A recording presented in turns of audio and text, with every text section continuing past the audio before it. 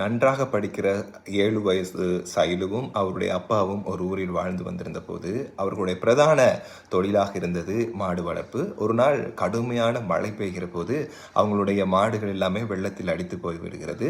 இப்போ சைலு நல்லா படிக்கிற பிள்ளை, 2-3 நாள் ஸ்கூல் வரலையே அப்படின்னு சொல்லி அதிபர் அவங்க வீட்டுக்கே கேட்டிருக்காரு, ஏன் நீங்கள் ஸ்கூல் வரல அப்படின்னு சொல்லி. அப்போ தான் சைலு சொல்கிறாங்க, நாங்கள் வாழ்வாதாரமாக வச்சுருந்த இந்த மாடு எல்லாமே வெள்ளத்தில் அடிபட்டு போயிருச்சு, அப்பாவுக்கு எந்த ஒரு வருமானமே இல்லை, அதனால எனக்கு ஸ்கூல் வர்றதுக்கான வாய்ப்பு குறைவாக இருக்குது சார் அப்படின்னு சொல்லி. அப்போ அந்த சார் சொல்லியிருக்காரு, சரி நான் இப்போ உங்களுக்கு பணம் தரேன், நீங்கள் மாடு வாங்கி வளருங்க அப்படின்னு சொல்லி. அப்போ அதுக்கு பிறகு அந்த சைலுவின் அப்பாவும் என்ன செஞ்சுருக்காங்கன்னு சொன்னால் மாடு வாங்கி வளர்க்குறாரு. அப்புறம் காலப்போக்கில் அப்படியே அந்த அதிபர் அந்த இடத்துல இருந்து இடமாற்றம் பெற்று வேறொரு இடத்துக்கு போயிடுறாங்க.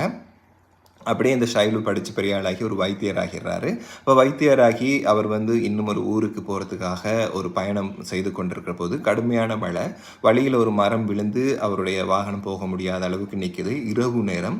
அப்போது வாகனம் நிற்கிறத பார்த்த ஒருவர் அந்த காருக்கு பக்கத்தில் ஏன் நீங்கள் இருக்கிறீங்க, இந்த காரில் உட்காந்துருக்கீங்க, மழையும் பெய்யுது தானே அப்படின்னு சொல்லி கேட்டுட்டு நம்மளோட வீட்டில் இருங்க அப்படின்னு சொல்லி வீட்டுக்கு கூட்டி போய் அமர வைக்கிறாரு. ஒரு டீ ஒன்றும் குடிக்கிறாரு. அப்போ டீயை இவங்க குடிக்கிற போது உள்ளுக்கு அறையிலிருந்து ஒரு இருமல் சத்தம் கேட்குது.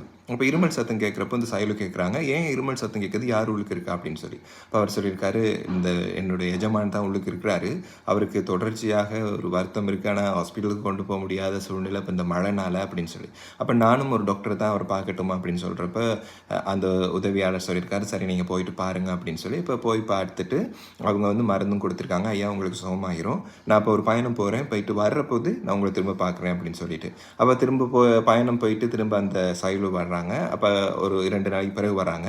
அப்போ அந்த ஐயாவை பார்க்குறப்போ அவர் சுகமாகி இருக்கிறாரு. அப்புறம் சொல்கிறாரு, ரொம்ப நன்றிம்மா, நீங்கள் தந்த மருந்துக்கு, அதனால எனக்கு இப்போ நல்லாவே சுகமாயிருச்சு அப்படின்னு சொல்லி ரொம்ப நன்றி சொல்லியிருக்காரு. அப்போ அந்த சைலு சொல்லியிருக்காங்க, நன்றி சொல்ல வேண்டியது நீங்கள் இல்லை, நான் தான். உங்களுக்கு ஞாபகம் இருக்கா, வெள்ளத்தில் மாடுகள் அடித்து போனப்போ நீங்கள் தான் உதவி செஞ்சீங்க, நீங்கள் செஞ்ச உதவியினால தான் இன்றைக்கு நான் வைத்தியராக இருக்கிறேன், நீங்கள் இங்கே தனிமையாக கஷ்டப்பட வேண்டாம், இப்போ எனக்கு பெரிய வீடெல்லாம் இருக்குது, என்னோட நீங்கள் வந்துடுங்க சார், உங்களை நான் பார்த்துக்கொள்கிறேன் அப்படின்னு சொல்லி அவர் வீட்டுக்கு கூட்டிகிட்டே போயிட்டாரு.